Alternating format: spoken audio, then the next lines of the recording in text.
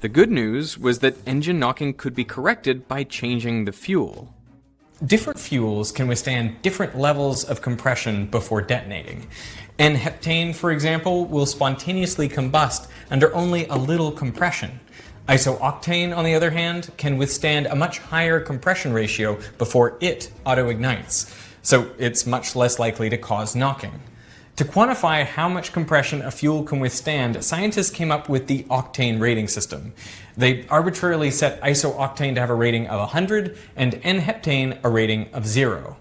Now, real fuels aren't made up of only these two ingredients. They're a mix of lots of different hydrocarbons, but the octane rating tells you what mixture of octane and heptane gives equivalent performance. For example, 98 octane fuel can withstand the same compression as a mixture of 98% octane and 2% heptane.